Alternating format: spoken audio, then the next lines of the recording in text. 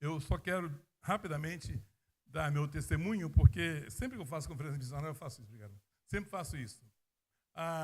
Meu pai, quando eu estava para nascer, meu pai decidiu ler um livro missionário, chamado Heróis da Fé, escrito pelo reverendo Orlando Boyer, doutor Orlando Boyer. E meu pai leu aquele livro todinho, leu várias vezes, e ele se encantou com a história de Adoniran Judson. Adoniran Judson, um missionário americano enviado para Burma, depois virou Birmania e hoje é Mianmar. Teve um terremoto lá recentemente. E esse missionário foi enviado para Burma. E meu pai leu essa história e se encantou com essa história. E papai, nós já tínhamos, a minha família já tinha seis filhos. Não tinha televisão lá naquela época, por causa disso. Viu? 6 filhos. E papai disse, o próximo pretinho que nascer, se for homem, vai se chamar Adoniran Judson e vai ser missionário. Então meu pai me consagrou a Deus antes de eu nascer. Quando eu nasci, eu não tive opção. Porque o papai já tinha falado para Deus, olha, o próximo que nascer vai ser missionário. E note, na minha família não tinha, até hoje sou eu, não tinha nenhum pastor, não tinha nenhum missionário. Meu pai havia se convertido há poucos anos atrás. Meu pai era congregado de Mariano.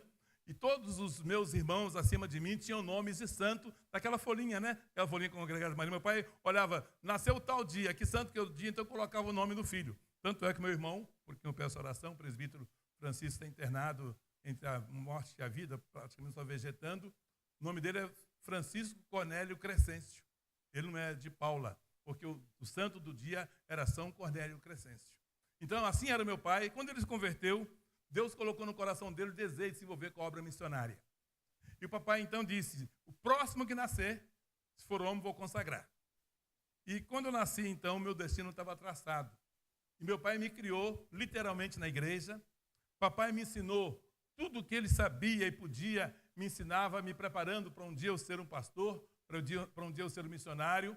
Meu pai, lá em casa nós tínhamos um culto doméstico, aliás, por conta dessa herança, desse legado, não é herança, esse legado, nós, Eliane e eu e nossos filhos também fazemos o culto doméstico. Aliás, não sei quantos nos assistem aqui, nós fazemos nosso culto doméstico publicamente, todos os dias, às 6h29 da manhã, no YouTube e no Instagram. Mas eu sou fruto desse culto doméstico. Sabe o que nós fazíamos lá? Nós orávamos pelas nações, nós orávamos pelos pastores, nós orávamos pelos missionários. Nós aprendíamos a Bíblia em casa. Isso foi fundamental na nossa formação. Meu pai queria que eu fosse pastor e tinha lá na minha igreja um culto, desculpa a expressão, um culto pavoroso. Era um culto que só ia o pessoal da 4ª idade para cima. Né? Eu era o único menino e meu pai era um dos mais jovens. Meu pai tinha lá seus 50 e poucos anos. Né? Meu pai era o mais jovem que ia, depois dele eu. E esse culto, irmãos, começava às 5 da manhã no domingo. E aí íamos lá, aqueles irmãos com as bengalinhas, nada contra a bengalinha, viu, irmãos? Eles iam lá, para eles cantar bem de manhã, embora eles demoravam meia hora para pegar no tranco. Né? Bem de manhã. E aquele negócio era horrível. Mas eu fui impactado por Deus. Porque todos aqueles irmãos, e a maioria era homem que ia, eles oravam por mim, diziam, esse menino do seu Joaquim, ele vai ser missionário. E eu me lembro de um, particularmente, o seu Azarias, ele tinha a mão bem calejada. E um dia o seu Azarias, depois desse culto, terminava lá pelas 6 e pouquinho, porque eles demoravam para orar demais da conta. E aí o seu Azarias botou a mão na minha cabeça, a mão pesada, mas pesada, cheia de calo. Ele botou assim e disse, irmão Damirão. Ele não sabia falar meu nome. Meu irmão Damirão. Eu quero falar para você. Eu era pequenininho, eu tinha 5, 6 anos. Ele disse, eu quero orar por você e vou assumir um compromisso de orar por você. Vou orar por você, meu irmãozinho, todo dia, até eu morrer. Mas se eu chegar lá no céu e puder orar ainda por você, eu vou orar lá no céu também.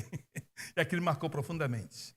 E Deus foi colocando, ao longo da minha história, Deus foi colocando pessoas que entenderam o chamado de Deus. Porque o chamado de Deus é assim, irmãos, quando Deus chama alguém, quando Deus chama a igreja, Ele providencia para que essa pessoa seja abençoada, para que essa pessoa seja acompanhada. Deus, quando chama, Ele faz com que a coisa aconteça.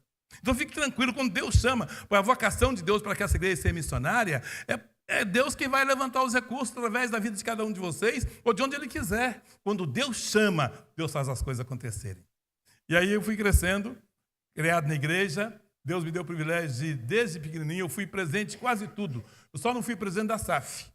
E eu não sei por que preconceito é esse, né? Mas eu fui presente em quase tudo. Eu fui na Liga Juvenil, da UCP, depois da UCP, da UPA, da Mocidade. Fui presidente do UPH, fui diácono, fui presbítero e fui evangelista desde os 13 anos. Desde os 13 anos, Deus me consagrou para ser evangelista e missionário. E valeu a pena demais o sacrifício do meu pai. Então, o meu nome é um nome emprestado, eu não tenho nome. E alguns anos atrás, Fernando Clóvis sabe um pouquinho dessa história. Alguns anos atrás, depois do pastorado aqui na IPBA, foi um pastorado bem sucedido, mas no meu coração, o meu chamado nunca foi um chamado pastoral, no sentido de fazer isso que o Clóvis faz tão bem. Eu não sei fazer isso. Pastorear no dia a dia, eu não sei. Isso realmente, a minha alma se aflige. Eu fiquei 14 anos pastor.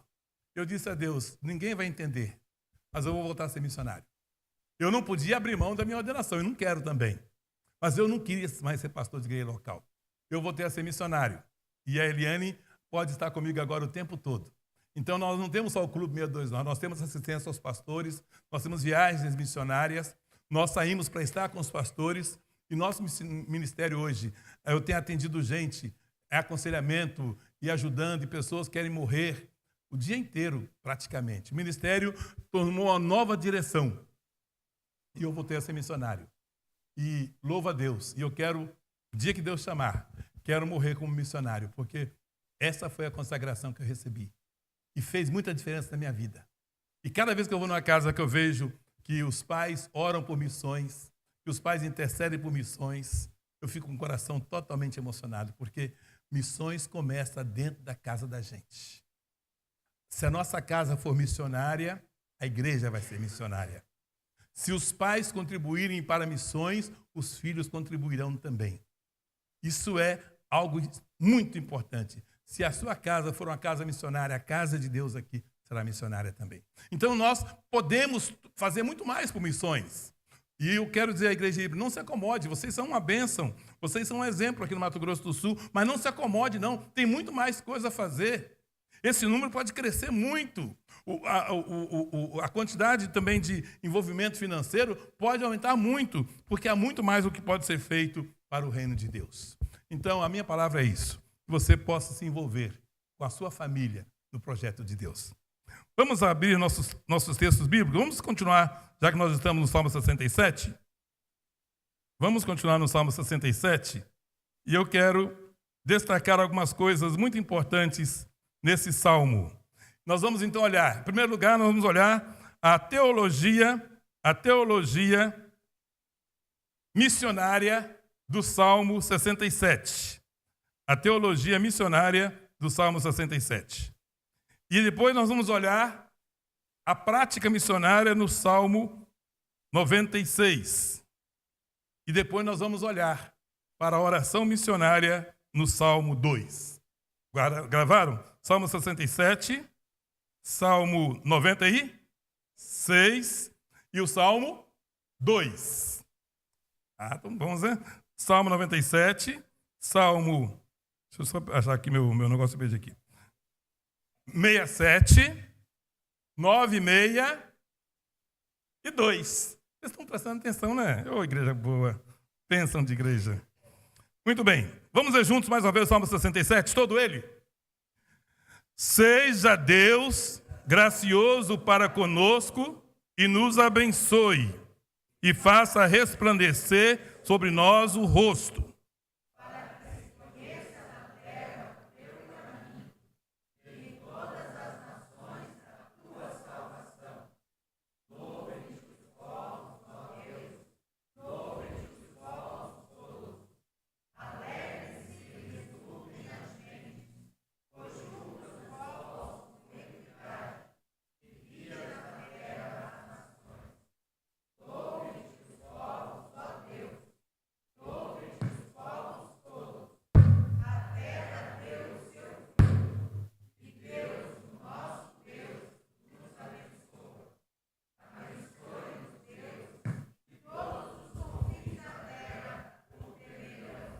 Muito bem. Aí no Salmo 67, fica com o Salmo aberto, que nós vamos destacar algumas coisas muito interessantes. Talvez o pastor não soubesse quando escolheu o Salmo, mas, pastor, é impressionante como os Salmos, eles nos apresentam um quadro das nações do mundo se sujeitando a Deus. Os Salmos, e é interessante que alguém diz que o livro de Salmos é a linguagem da alma. O livro de Salmos, para alguns, é a linguagem da alma. Nos Salmos, nós temos os salmistas, e salmistas diversos, não só Davi, todos eles tentando mostrar exatamente isso que é o nosso tema, que Deus é o Deus de todas as nações. Então é interessante, aqui vai ser só a introdução para você continuar estudando em casa sobre esse assunto, mas eu quero destacar, não vai dar para vocês abrirem, eu só vou citar, tá? Mas olha só, quando fala que os salmos inteiros falam sobre isso, nós temos no Salmo 22, versículos 27 e 28, o seguinte: todos os limites da terra se lembrarão, se converterão ao Senhor, e todas as famílias das nações adorarão perante a tua face, porque o reino é do Senhor, e ele domina entre as nações. Isso está no Salmo 22. Se quiser anotar para ler em casa, pode fazer isso, tá? Salmo 24 nós sabemos de cor. O Salmo 24:1 vai falar de forma muito clara quem é esse Deus que é o Deus de todas as nações. Sabe de cor o Salmo 24:1? Ao Senhor pertence a terra e tudo que nela se contém. O que mais? O mundo e todos os que nele habitam. É do Senhor. Ao Senhor pertence a terra e tudo que nela se contém. No Salmo 47, diz assim: ele nos subjugará os povos e as nações debaixo dos seus pés. E por aí fora vai todos os salmos. Depois eu mando para o pastor isso para que você quiser passar num boletim. Mas o que eu quero destacar é o seguinte: os salmos, eles falam do futuro, passando pela soberania de Deus, passando pela nação de Israel, passando pela ação da igreja, para que os povos sejam alcançados e que juntos formemos uma grande congregação. Quando eu estava lendo esses salmos e preparando para cá, me lembrei de que um dia, lá na eternidade, nós adoraremos juntos com pessoas, e eu vi um vídeo essa semana que eu chorei muito o vídeo, falando de um casal que foi entrevistado por um pastor, não sei se vocês viram, o vídeo está viralizando por aí, e contando do filho de 16 anos que estava sendo torturado por amor a Cristo. E quando o pastor aqui do Oriente, que não entende muito essas coisas, começou a ficar com muita pena desse casal, porque o filho estava sofrendo, o casal disse: pastor, o senhor não está entendendo. Nosso filho é torturado todos os dias, enfiam agulha debaixo da unha dele, judiam muito dele. Mas lá na cadeia, com 16 anos, naquele país, não posso citar o nome aqui, mas com 16 anos, o menino torturado todos os dias para negar Cristo. Em vez disso, 121 pessoas já haviam se convertido lá na prisão. Irmãos, o evangelho tem chegado em lugares que nós nem imaginamos. E a gente acha difícil congregar aqui. A gente acha difícil dar o dízimo. A gente acha difícil dar oferta. Para a gente é um sacrifício. Existem cristãos ao redor do mundo, para eles congregarem, eles fazem isso com risco de vida. Cristãos que gostariam de ter uma página da Bíblia. E nós temos a Bíblia inteira e não damos valor. Muitos de nós nem lemos a Bíblia toda ainda, porque nós não damos valor à Bíblia que nós temos. Mas existem lugares no mundo onde as pessoas clamam por uma página, por um versículo da palavra de Deus. Mas o que me encantou nos Salmos é que haverá um dia, irmãos, em que nós estaremos todos reunidos perante o Cordeiro, perante o Rei das Nações. E diante dele, todos nós, aqueles que tivemos, como nós, fácil acesso ao Evangelho. Irmãos, o Evangelho tem fácil acesso para nós. É fácil, é tão fácil que nós desprezamos. É tão fácil que nós não damos valor. E aqueles que, a duras penas, sofrendo horrores, conseguiram chegar e conhecer o Evangelho. Um dia nós nos reuniremos. Mas eu fico pensando, enquanto isso não acontece, quanto mais nós podíamos fazer. Eu fui edificado com isso. Quanto mais eu posso fazer. Eu decidi mandar versículo, escrever, eu quero fazer mais. Porque quanto mais nós pudermos fazer, mais pessoas serão conquistadas para o Cordeiro. Juntou lá um grupo de pessoas que eram perseguidas. Nos seus países. E uma igreja chamada Igreja dos Irmãos ali. A igreja começou a crescer. E essa igreja, irmãos, chegou a sustentar 300 missionários ao redor do mundo. Uma igreja pequena de roça, mas que tinha um coração apaixonado. Tudo começou quando 2 rapazes decidiram levar o evangelho onde os escravos eram maltratados. Eles eram brancos, mas eles sentiram o impacto quando receberam um testemunho de como os escravos sofriam, como eles apanhavam. E esses 2 rapazes brancos de classe média decidiram ir lá para esse país. E quando eles estavam indo, as mães, os familiares chorando, porque eles estavam fazendo um sacrifício enorme, eles disseram: nenhum sacrifício é grande demais se nós compararmos com aquele que o Cordeiro que foi morto fez por nós. Tudo pelo Cordeiro que foi morto. E esses homens foram para lá. E Deus começou a dar um despertamento.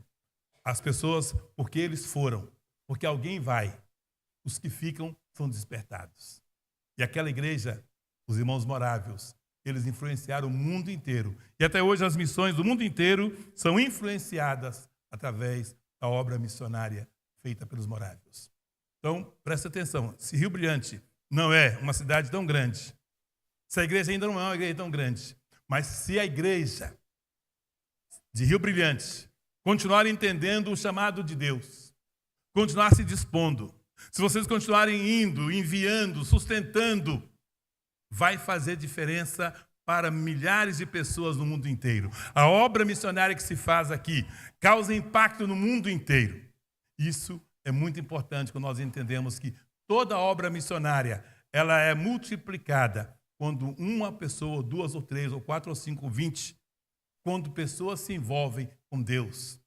As igrejas que mais cresceram, meus irmãos, ao redor do mundo, e eu recebi um testemunho lindo esses dias, a igreja, uma das igrejas que participa conosco também, a igreja presbiteriana de Bauru, primeira igreja de Bauru, há uns 16 anos atrás, um pouco mais ou menos, a igreja estava dividida, infeliz, e o pastor estava em crise, e Deus nos deu a bênção de irmos lá, passar um temporada com o pastor, e conversar com o conselho. Ele estava querendo desistir da igreja, e como eu conhecia a igreja, conhecia a situação da igreja, tinha indicado o pastor já para lá. Fomos lá, fizemos uma reunião, fiquei internado na casa desse pastor, e me lembro quando pregamos sobre missões lá, e falamos, quando a igreja se envolve com missões, a igreja cresce, a igreja se redescobre, e a igreja começa a abençoar o mundo. Hoje a igreja lá está já sustentando cerca de 20 missionários.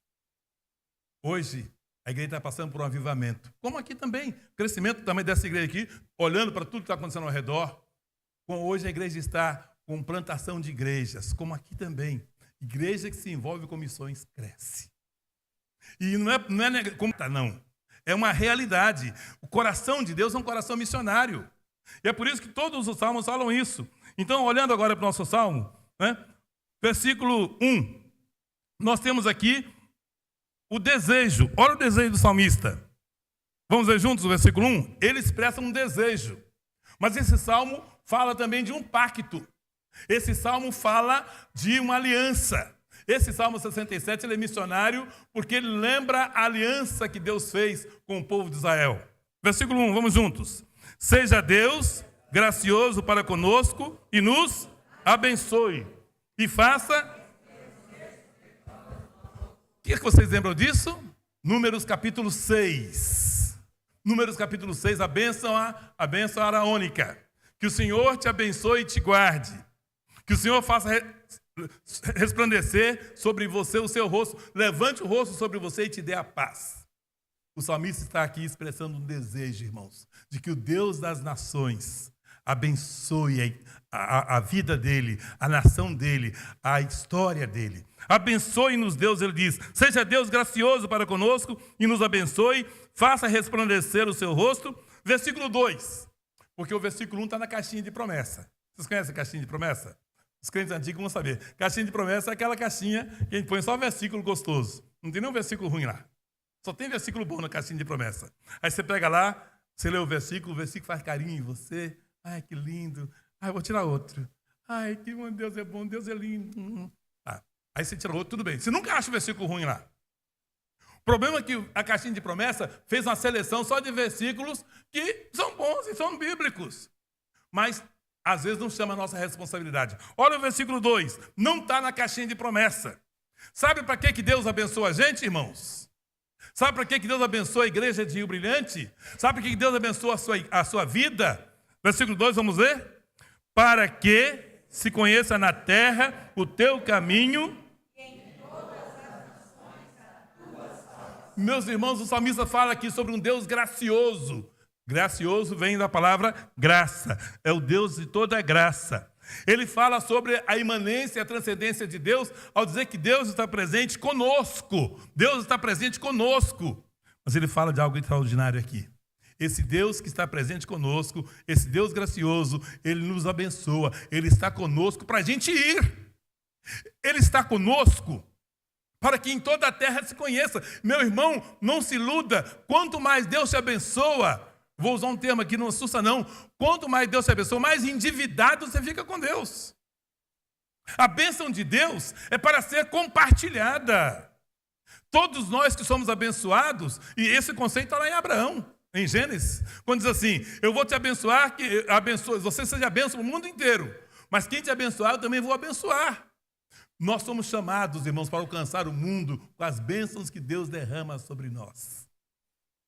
Nós somos chamados para abençoar o mundo com as mesmas bênçãos que Deus nos tem abençoado.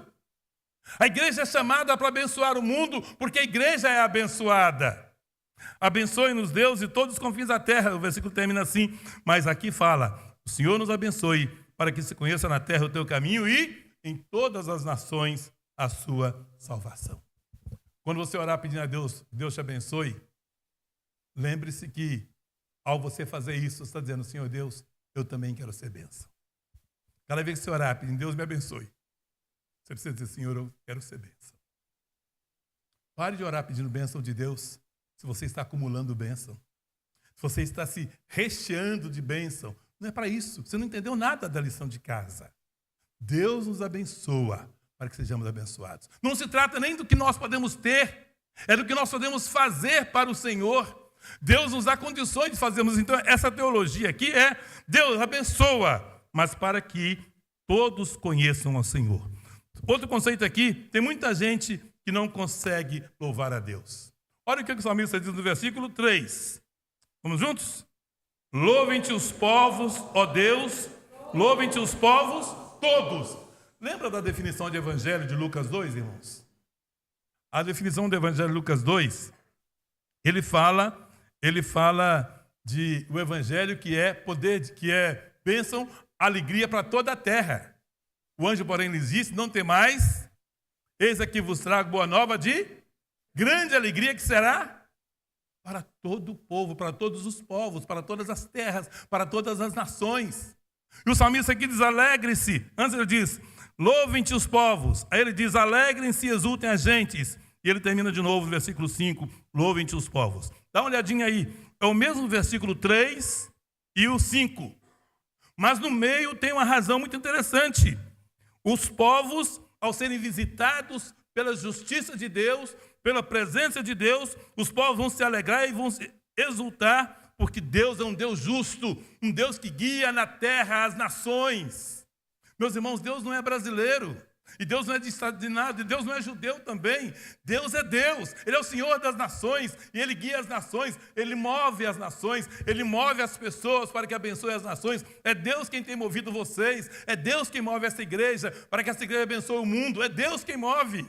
Então, isso dá alegria nos povos quando as pessoas percebem que esse Deus de Israel, esse Deus maravilhoso, esse Deus da história, é o Deus que faz com que haja justiça entre as nações.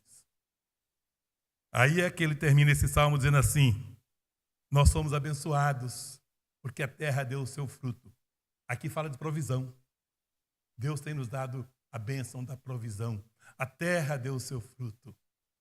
E Deus, o nosso Deus nos abençoa. E conclui, Deus nos abençoe para que todos os povos da terra possam te louvar também. Nos abençoe, Deus, para que a bênção que o Senhor nos dá alcance todas as nações. Guarde isso no seu coração. Na minha igreja, quando eu era menino pequeno lá em Barbacena, quando eu era menino pequeno, tinha um cofre que o pastor Jacó Silva, conheceu o Jacó Silva? O Jacó Silva foi um pastor que falou sobre dízimo muito, e ele acabou falando tanto sobre dízimo, e foi bom, que a igreja voltou a ser dizimista, mas ele cortou as ofertas. Ele era muito radical, eu também até entendo que oferta sem dízimo no mínimo, uma irregularidade. Mas ele dizia o seguinte, negócio de ofertinha, isso é maldição. Você precisa ser abundante, você dá o dízimo, além do dízimo você dá a sua oferta, e nada de ofertinha, não é ofertona mesmo, porque Deus é o Deus que está cada vez mais. Eu me lembro que na nossa igreja, e acabou depois do Jacó Silva, todo mundo que aniversariava, no dia do aniversário, levava lá no cofrinho da bênção, colocava uma oferta. No dia que colhia alguma coisa, levava no cofrinho da bênção. Depois do Jacó Silva, acabou o cofrinho da bênção. Mas eu tenho saudade do cofrinho da bênção, porque é muito bom quando nós entendemos que quando Deus nos abençoa, nós abençoamos outras pessoas também. Abençoe-nos, Deus, e todos os confins da terra te temerão. Louvado seja Deus. Esse é o Deus que quer abençoar a sua vida, meu irmão, minha irmã. Deus quer que a terra dê o seu fruto, que a sua mesa seja farta. Deus quer que você tenha muito, e foi dito aqui agora há pouco, né? Nós comemos muito mais do que devíamos, temos muito mais do que devíamos, mas não nos lembramos, às vezes, de tanta gente ao redor do mundo que não tem nada. Que o Senhor nos desperte, que o Senhor nos faça entender que nós podemos e devemos fazer muito mais. Muito bem, agora corra lá para o Salmo 96. Nós vamos ver agora a prática missionária do Salmo 96. Existem dois aspectos de missões, o aspecto missiológico, que é a teoria da missão, e o aspecto missionário, que é a prática de missão. Salmo 96 fala de prática de missões. Para a gente correr um pouquinho, só para vocês terem uma ideia do que é, existem missiólogos que não sabem nada de missões, irmãos.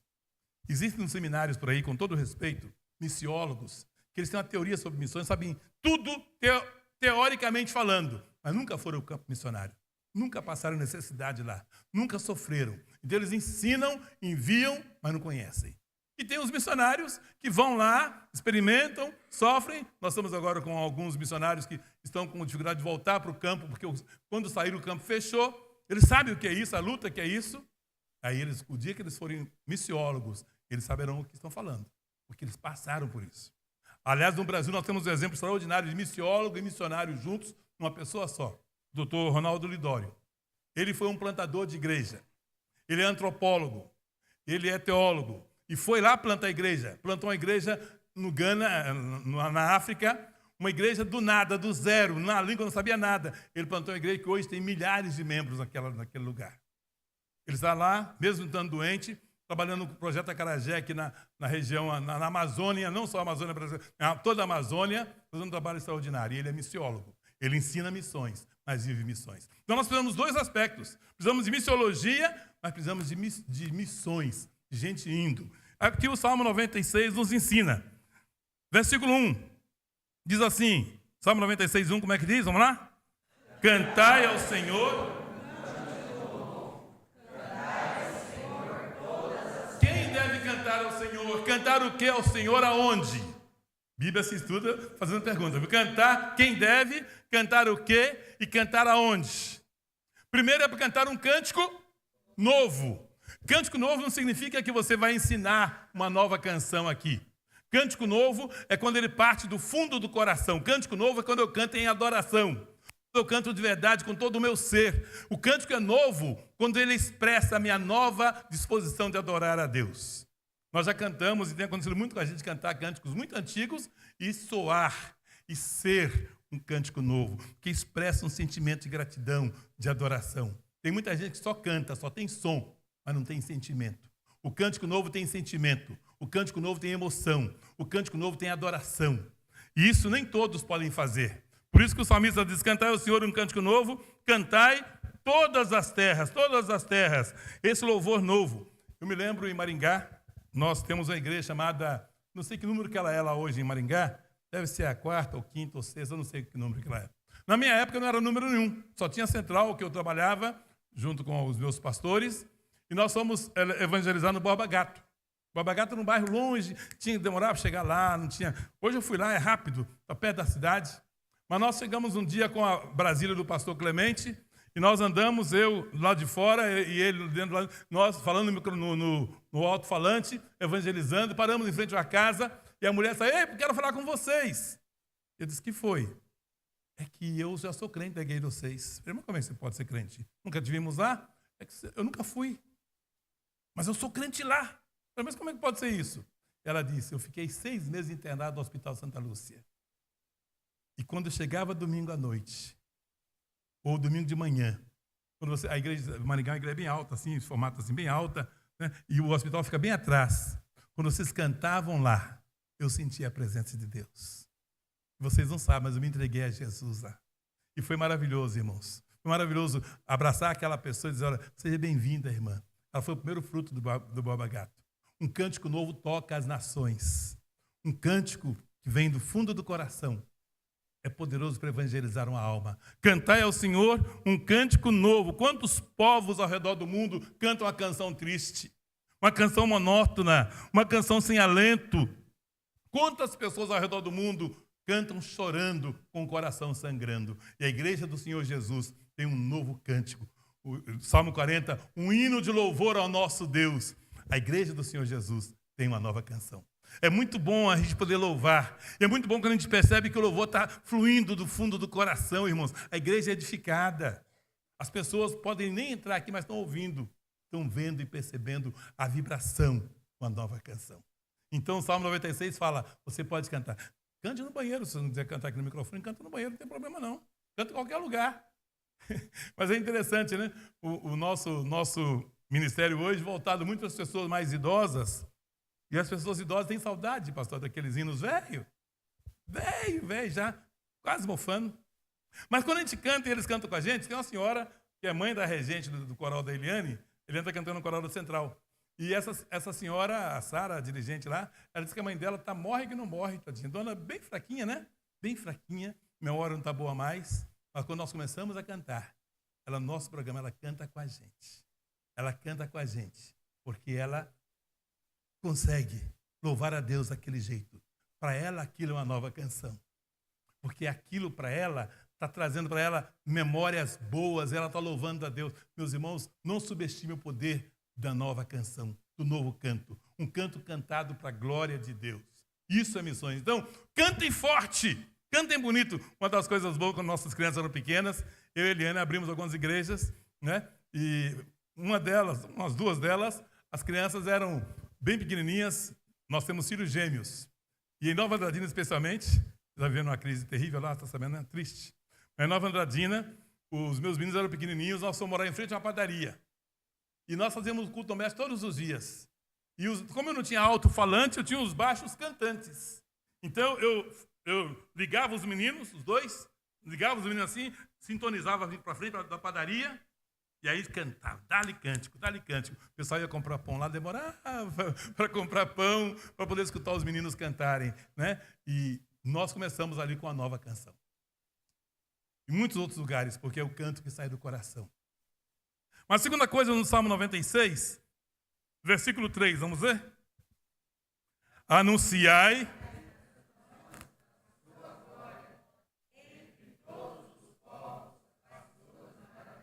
o louvor e a pregação.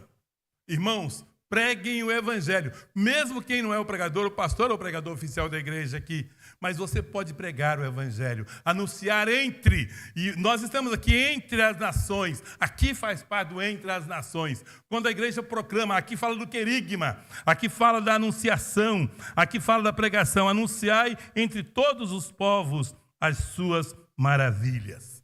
Meus irmãos, nós temos uma mensagem. Nós não temos só uma voz, uma canção. Nós temos uma mensagem no coração. Uma mensagem extraordinária. Qualquer um pode ser missionário nesse sentido, com a mensagem que tem no coração, a mensagem da alma. Você pode dizer assim, Jesus Cristo mudou meu viver, Jesus Cristo me transformou, Jesus Cristo é o Senhor. Você pode testemunhar para as pessoas, dizer assim, olha, Deus fez mudanças extraordinárias na minha vida.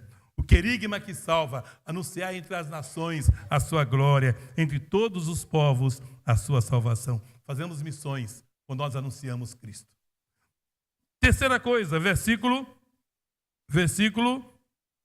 5, não, 4, vamos lá. Porque grande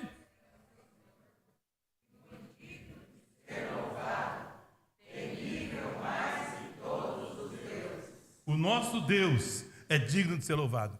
Aqui fala que Deus é temível, né? Mais que todos os deuses. Nós precisamos entender que esse nosso Deus, ele é digno de ser louvado.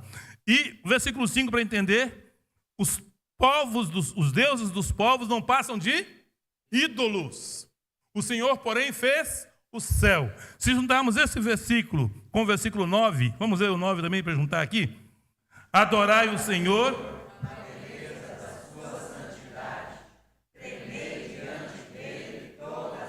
O nosso Deus é muito grande, digno de ser louvado. Ele é temível. E esse Deus que é temível, diz o texto, que nós podemos tremer diante dele e todas as nações tremem diante dele. Esse Deus, que é o Deus de todas as nações, é o Deus que merece a nossa adoração. O Deus que merece a nossa confissão. Aqui entra a confissão. Aliás, é muito litúrgico o Salmo 96. Aqui entra a confissão. Nós amamos, nós cantamos a um Deus, pregamos a um Deus, mas nós tememos esse Deus. Não é temor de medo. Nós trememos diante dele, como os montes tremem diante da presença do Senhor. Um Deus que é todo poderoso, mas se importa conosco. Meus irmãos, o mundo inteiro precisa conhecer esse Deus, que é um Deus tremendo. Versículo 10. Aliás, versículo 7 eu saltei, versículo 7. Faz parte da nossa liturgia também. Vemos juntos? 7. Tributai ao Senhor. Tributai ao Senhor glória e força. 8 também. Tributai ao Senhor a glória devida ao seu nome. Trazei oferendas e entrai nos seus atos. Tributar, meus irmãos, é uma palavra muito forte. Porque tributar é entregar tributo a quem de direito. Deus fala assim, a glória não pode ser dada ao pastor, não pode ser dada a ninguém. Nós tributamos a glória, e a expressão é nós pagamos a glória a Deus. Nós pagamos, nós tributamos. O único a quem é devida a glória é Deus. Tem igrejas por aí que dá glória ao homem. Eu fui pregar há muitos anos atrás, num lugar chamado Machadinho, onde plantamos uma igreja também, e eu já tinha plantado a igreja, tinha mudado de lá, mas me chamaram para pregar, e eu nunca passei tanta vergonha. Eu só não fiquei branco, porque não tem jeito de ficar branco. Mas passei muita vergonha, irmãos. Era um culto num ambiente, era um centro de convenções. É mais ou menos isso, uma coisa grande, né, Machadinho? E as igrejas, que eu não posso falar o nome, é uma igreja bem conhecida, não era presbiteriana, bem conhecida, enfim. Mas tinha lá, todas elas se reuniram, e eu era o pregador principal. E, meus irmãos, eu passei tanta vergonha. Porque antes de eu falar, 200 pessoas falaram. E daqui a pouco veio o homem de Deus, o pregador principal, o homem de Deus, que não sei o quê. E eu, cada vez que falava isso, eu queria fundar. Para quem não está acostumado com isso, glória nunca pode ser para a gente, nunca. E se vier para a gente, é maldição. E, meus irmãos, aquele culto foi demorando, e graças a Deus eu não preguei. Graças a Deus. Eu estava com tanta raiva, não ia prestar, não. Eu tinha problema que o carro tinha quebrado, eu ia voltar de ônibus, o ônibus saía de lá exatamente, acho que 4:30 da tarde, e aqueles 200 pregadores pregando e falando, aquela coisa. Quando o grande homem de Deus, que ser grande não é de Deus, né? Quando eu ia falar, meu ônibus parou lá e me levou embora. Eu, graças a Deus, eu fui embora. E eu não tive a pregação do pregador principal, que Deus não aceita isso, irmãos. A glória é de Deus. O que nós precisamos, então, é aprender a tributar ao Senhor a glória devida ao seu nome. Isso é a nossa dívida. Mas olha o final do versículo 8. Nossos cultos têm ofertório. Nossos cultos têm oferendas. Diz Deuteronômio 16, nós não podemos chegar diante do Senhor com as nossas mãos vazias. É esse Deus que nós amamos, cantamos e pregamos, nós servimos. Nós chegamos a Ele com as nossas mãos cheias e nós oferecemos a Ele as nossas oferendas. Isso é maravilhoso, faz parte do culto, faz parte da adoração, da pregação, as oferendas, as ofertas. E por fim, no versículo 10, ele diz, dizei entre as nações, reina o Senhor.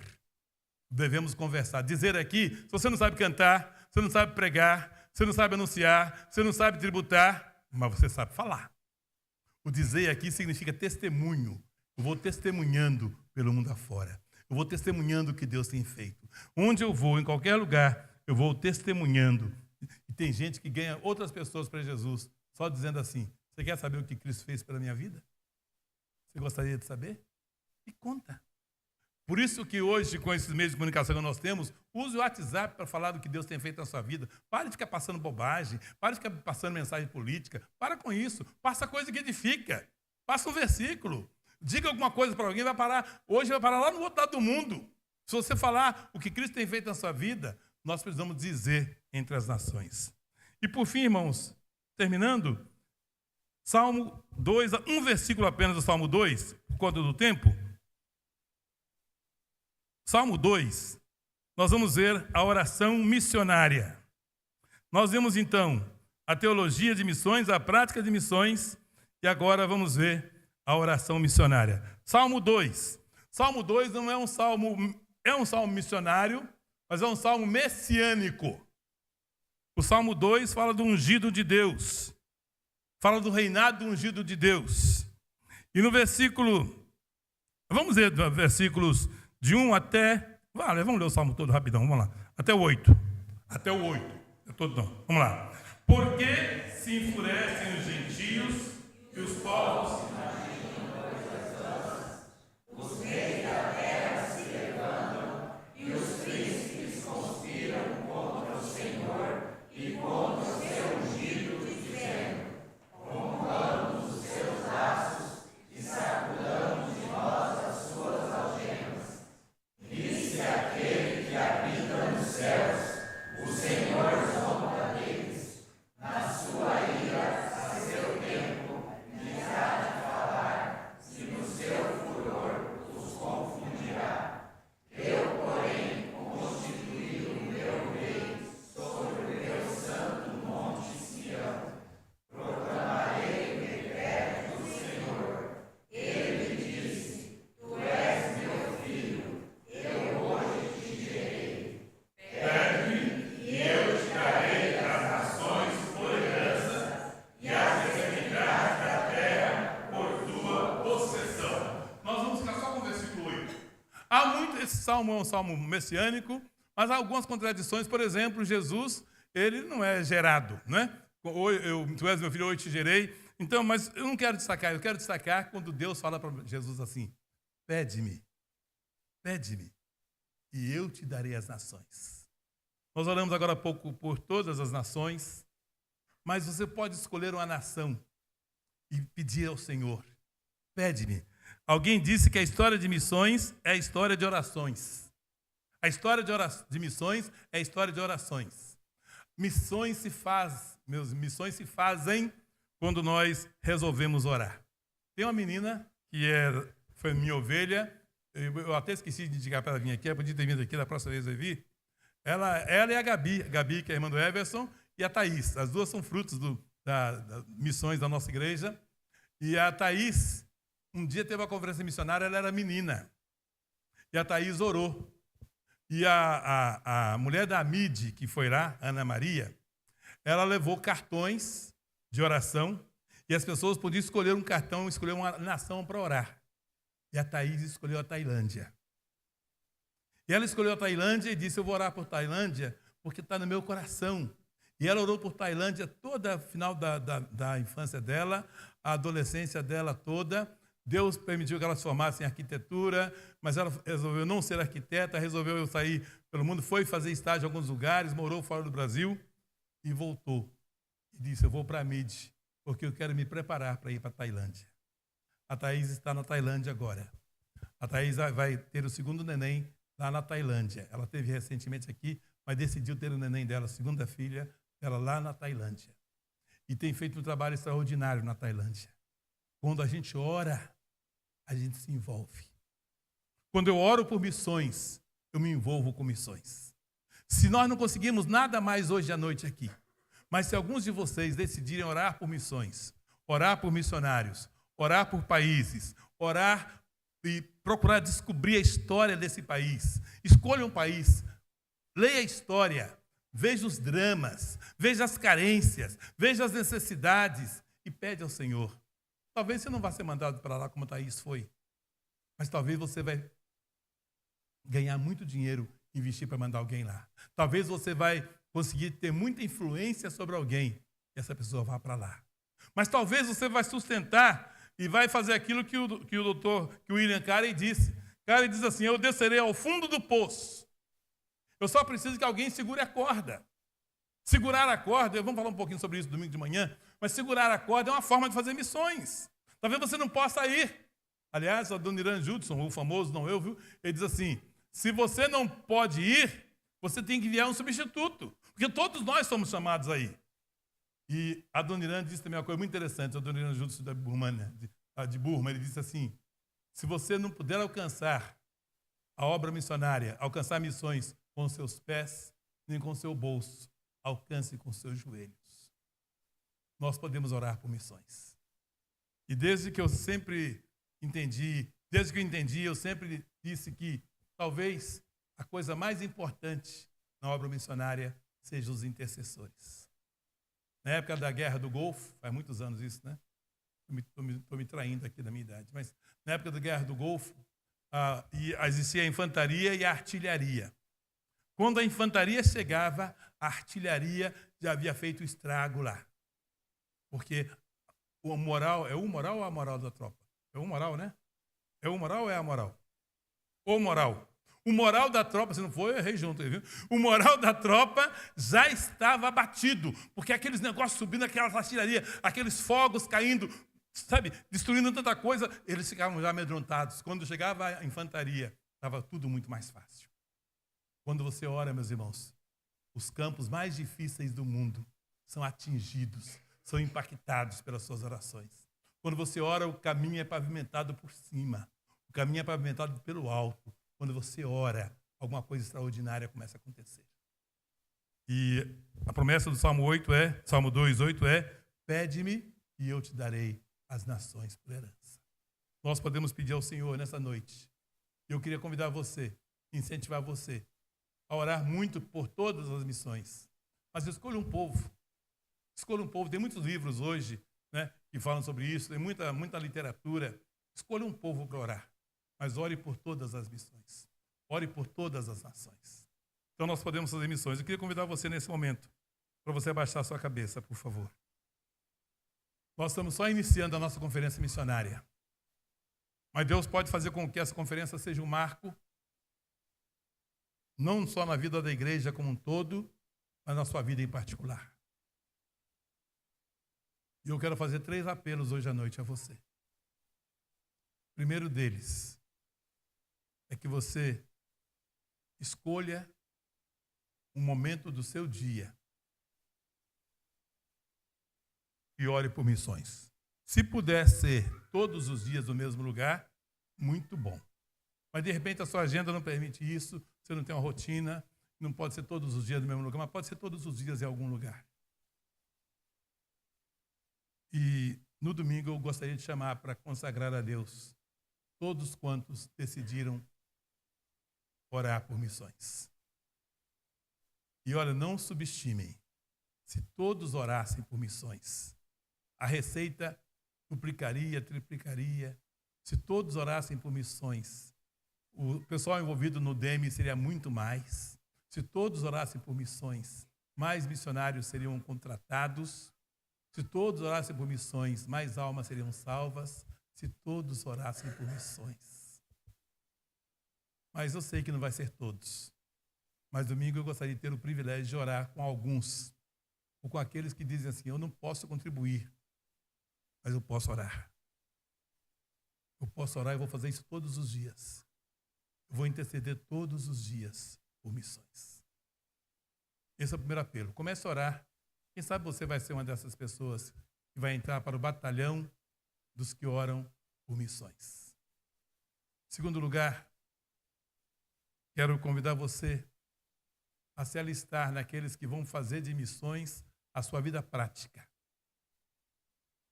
Orando, intercedendo, mas também evangelizando, distribuindo literatura, segurando a corda para quem vai. Quem sabe você pode descobrir uma fórmula criativa de poder fazer missões, na sua igreja local mesmo. Quem sabe envolvendo-se mais com a evangelização aqui da cidade. Você pode fazer mais. Você pode dizer, Senhor, eu nem sei como, mas eu quero me consagrar para missões. Eu quero me consagrar para ser uma bênção. E em terceiro lugar, nós vamos consagrar domingo, aqueles que já fizeram hoje, vão fazer durante essa semana. Vá para a sua casa. E depois dessa palavra, depois desse culto, decida com a sua família em marcar o dia certo de vocês comemorarem o envolvimento de vocês com a obra missionária através de um valor que vocês vão orar em família e vão decidir. E não vai acontecer aquilo de você começar da março, não, nós estamos em abril, da maio, junho, aí julho para. Não vai acontecer, porque vai ser em oração. Então, nós vamos ter um grande envolvimento nesse domingo, quando nós vamos, então, consagrar o batalhão de oração, o batalhão daqueles que estão dispostos a fazer mais por missões de forma prática, e o batalhão daqueles que vão sustentar missionários, não com dinheiro, sustentar com a consagração dos recursos que Deus tem te dado para a obra missionária. Vamos ter um momento de oração? Coloque a sua vida diante do Senhor. Pede-me e eu te darei as nações por herança. O movimento Morável começou com um relógio de 24 horas. Eles começaram a orar 24 homens e 24 mulheres. Eles pegaram uma hora cada um do dia. E durante uma semana, eles oraram sem parar. No final daquela semana, decidiram que não iam parar. E oraram mais um mês, oraram um ano, oraram 2 anos, 10 anos, 50 anos, 100 anos ininterruptos de oração. E o movimento irrompeu pelo mundo. Nós estamos na campanha mundial de oração. E se essa igreja redescobrir o poder de Deus através da oração, nós teremos muito mais envolvimentos missionários. Vamos orar? Quem puder colocar em pé, eu ia pedir para ficar de joelhos, eu sei que tem bastante pessoas idosas aqui, mas quem puder ficar em pé, por favor, vamos orar. Vamos consagrar ao Senhor.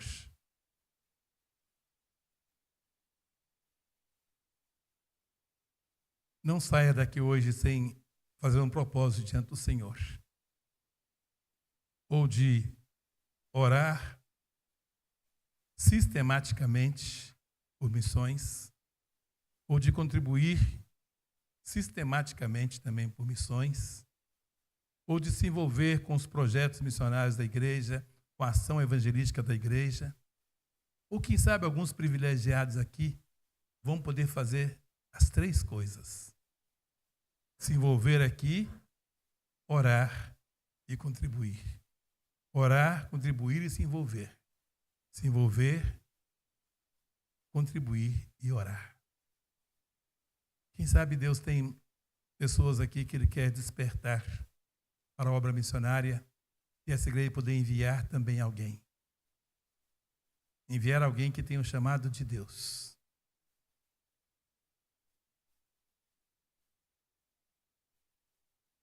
Pessoas que possam ser instrumento nas mãos de Deus para alcançar os perdidos, onde quer que eles estejam.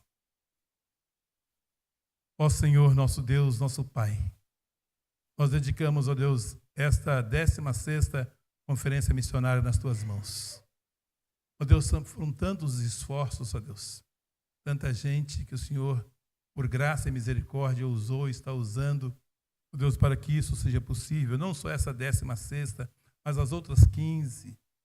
Ó Deus, quantas coisas boas já aconteceram e nós não queremos ser ingratos, ó Deus, nós reconhecemos isso, mas reconhecemos que o Senhor não é um Deus estático, o Senhor é um Deus dinâmico. Reconhecemos, ó Deus, que o Senhor sempre tem coisas novas. E a tua palavra diz coisas que a gente nem pediu, ó Deus, coisas que a gente nem pensou. O Senhor tem muito mais para nós. Meu Deus, nessa noite eu quero colocar diante de Ti aqueles que já estão formando o propósito, Senhor Deus, de se envolver mais na obra do Senhor. Ó Deus, aqueles que estão sendo tocados pelo Teu Santo Espírito para orar mais, para contribuir mais. Ó Deus, que esse número maravilhoso que já tem, ó Deus, seja acrescido de corações consagrados e rendidos a Ti. E, ó Deus, que a história dessa igreja de Rio Brilhante seja, Deus, a história de uma igreja muito abençoada e muito abençoadora. Ó Deus, nós, Eliane e eu, somos gratos pela bênção que essa igreja é em nossa vida.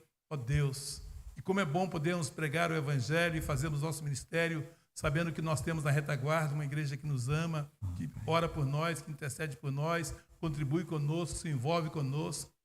Ó Deus, como é bom os outros colegas missionários saberem disso. Mas, ó Deus, o Senhor tem dado e dará recursos a essa igreja para que ela faça ainda mais, ó Deus. Ó Deus, para que a 17ª conferência, ó Deus, seja um momento de celebração do crescimento, não só espiritual, mas numérico, financeiro, ó Deus, de envolvimento, ó Deus, na obra preciosa do Senhor. Sim. Continue guardando, ó Deus, continue sustentando, continue motivando, continue conduzindo os teus servos, ó Deus, para que possam fazer mais e mais. Sim. Para a obra do Senhor e para a glória do Senhor. Ao Senhor toda honra, toda glória, todo louvor, toda adoração e toda admiração da nossa alma. Sim. Em o nome de Jesus. Amém. Amém. Para sentar, irmãos, queridos. Muito bom, então.